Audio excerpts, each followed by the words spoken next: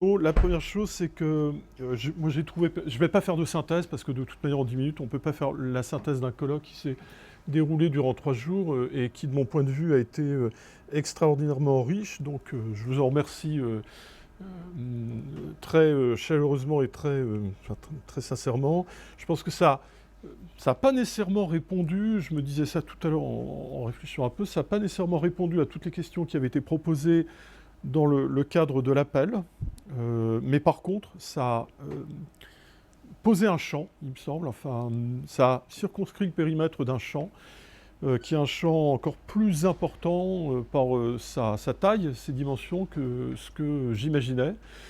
Et je crois, c'est peut-être une des premières fois où, d'une manière aussi synthétique, on a fait dialoguer, on a fait entrer en interaction des questions de technologie, parfois très pointues mais extrêmement intéressantes. J'ai beaucoup apprécié enfin, tout ce qui s'est dit ce matin sur les questions techniques, et puis ce qu'on dit aussi sur des choses qui relèvent plus du hardware, disons, des micros, des capteurs, tout ce dont tu parlais avec Samy. Je trouve que là, il y a vraiment des pistes extrêmement importante qu'il va falloir approfondir. Voilà. Mais passer comme ça de la sociologie à une histoire de l'écoute, à une science des techniques, j'ai trouvé ça extrêmement impressionnant et vraiment très intéressant. La deuxième chose, c'est que pour ce qui est de la situation française, oui, qui échappe évidemment, je pense, en très grande partie à nos amis nord-européens ou disons anglophones de manière générale, ou américains ou britanniques. Et plusieurs personnes en ont témoigné, me l'ont dit. Je crois que ça a créé un effet d'ouverture véritablement, où on est sorti, on a quitté un peu quand même un certain nombre de sentiers ou de paradigmes qui sont des paradigmes, je crois, qui finissent par se répéter un peu, qui sont un peu récurrents, et qui, moi, quand même, depuis un certain nombre d'années, me donnent l'impression qu'un certain nombre de travaux en France courent beaucoup, alors parfois avec brio, avec talent, avec intérêt, mais courent beaucoup après, disons, un rapport cultural studies à la tradition de recherche sur la musique. Et là, je pense que peut-être parce qu'il y a des Africains, il y a des Brésiliens, il y a des continents, il s'agit énormément dans ce colloque, qui sont représentés et qui ne sont pas issus de l'ère culturelle anglophone, mais aussi parce qu'il y a des gens qui s'intéressaient, comme je l'ai dit, très près à la technique. Il y a des choses qui sont souvent considérées comme triviales, mais qui sont extrêmement importantes. Je crois que ça a amené un petit bol d'air frais, enfin bon, dans les études en France sur la musique. Alors, ce que je voulais dire, c'est que plusieurs choses. La première chose, c'est que j'en suis pas très sûr, c'est à l'état de réflexion, mais j'ai commencé à en discuter avec certains d'entre vous, Paul Anderson et puis quelques autres. Il se peut qu'il y ait un intérêt à, en quelque sorte, donner une continuité, inscrire dans une forme de continuité ces rencontres qu'on a initiées, et sous la forme d'un réseau.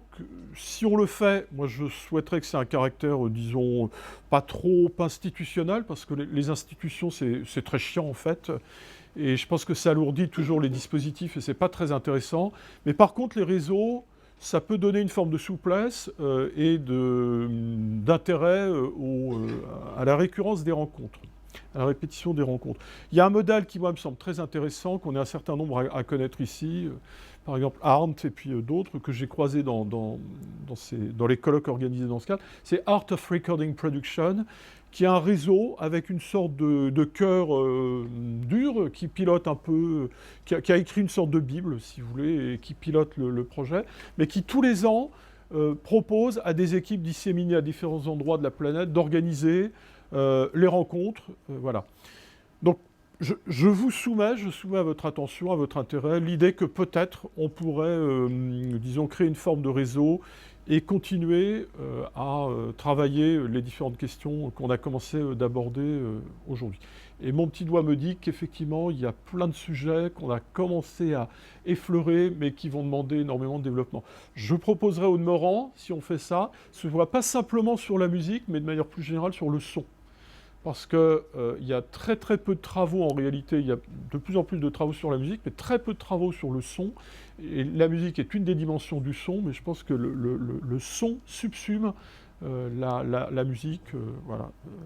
et qu'on devrait pouvoir appréhender dorénavant ces deux niveaux, ces deux perspectives, ces deux niveaux d'analyse. Donc, je ne tranche pas, je ne réponds pas à cette question de la pertinence de la création d'un réseau ou pas aujourd'hui, mais en tout cas, je vous la resoumettrai par mail, et puis vous réagirez, vous me direz ce que vous en pensez, et sur la base de vos réactions, on décidera de continuer ou pas le dispositif. J'ajoute qu'il y a un autre élément quand même dans la création de ce type de réseau, et qui n'est pas négligeable, c'est le plaisir des retrouvailles.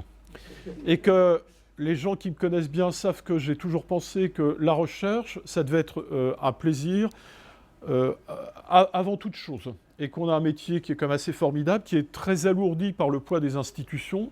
Alors, on est beaucoup à le vivre et à le penser, hein. Mais je pense que justement, on a quand même, à travers ce type de rencontre, l'occasion de créer des dispositifs hors des institutions, je ne vais pas dire anti-institutionnels, mais hors des institutions, et qui permettent de travailler d'une manière agréable sur des sujets qui nous rapprochent. Et l'autre élément, évidemment, très agréable, c'est que je pensais à ça ce midi, je me disais, mais en fait, on a la chance tous d'aimer la musique, d'aimer les questions de son, et on partage une passion, et ça, quand même, ça justifie amplement qu'on puisse se retrouver de temps à autre, y compris autour d'une bière, pour discuter de ce qui nous réunit ici. Le deuxième point, c'est qu'il va y avoir des publications. Alors ça, j'avais anticipé parce que, j'avais assez peur, si vous voulez, que les contributions qui étaient présentées ici se perdent. Vous savez bien, il y a un espèce d'effet d'étirement dans le temps, de dilution, de perte d'énergie. Et puis finalement, les bonnes intentions sont différées et bon, on publie pas, enfin voilà. Ça perd un petit peu le côté énergie voilà, qu'on trouve dans le colloque. Du coup, j'avais anticipé, j'ai trouvé des éditeurs, donc ça c'est génial, c'est-à-dire qu'on a déjà les éditeurs. Il y a notamment les presses de l'école des mines qui se sont engagés à publier, alors ce ne sera pas des actes de colloque, mais ce sera bien un ouvrage. Ça, c'est important. Donc moi, je vais faire un travail je vais recoudre un petit peu toutes les contributions que vous allez me rendre. Mais je pense, modestement, je pense que la structure du colloque était déjà assez... Il y avait un élément de cohérence qui fait qu'on peut déjà voir comment l'ouvrage va se structurer ou va se dessiner. La deuxième chose, c'est que il y a eu beaucoup quand même de travaux très très intéressants qui ouvraient la boîte noire et qui abordaient des questions de méthodologie. On en a eu la preuve avec les Diables Rouges, là, nos deux Belges de service. Je dis les Diables Rouges parce que ce soir, ils affrontent l'Italie, et donc, comme je suis un très grand supporter de la Belgique en foot, voilà, ils savent que je les soutiens. Et là, par exemple, vous avez ouvert une boîte noire, il y a Angélica qui est là, Angélica aussi, qui avait ouvert une boîte noire, toi qui as ouvert une boîte noire, et puis un certain nombre d'autres chercheurs qui ont ouvert des boîtes noires comme ça, autour des questions de méthode, c'est-à-dire comment on s'y prend finalement quand on aborde la musique. Et il se trouve que j'avais commencé à initier un projet d'ouvrage qui va être publié chez Hermann, qui est un très bon éditeur, et qui porte justement sur ces questions, c'est-à-dire comment on s'y prend quand on travaille sur les publics, les jeunes publics en particulier, et leur rapport, disons, aux pratiques culturelles, et de manière plus précise, leur rapport à la musique. Je pense quand même, et j'enverrai un mail en ce sens, je vous solliciterai, mais je pense qu'il y a un certain nombre de contributions qui pourraient tout à fait compléter l'ouvrage qu'on a commencé de mettre en place, autour de ces questions de méthodologie. Voilà. Et puis la troisième chose, c'est que on m'a donné une espèce de carte blanche pour une revue qui s'appelle Politique de la communication. Ça c'est génial, j'ai une carte blanche complète, et donc j'avais commencé à réfléchir et je voulais intituler ça Politique sonore. Et il se trouve qu'Ahmed Thézard, très lâchement, je le dis amicalement parce qu'en réalité on en avait discuté, vient de sortir, enfin a contribué à l'édition d'un ouvrage qui s'appelle Politique sonore. Le saligo, il n'est pas là.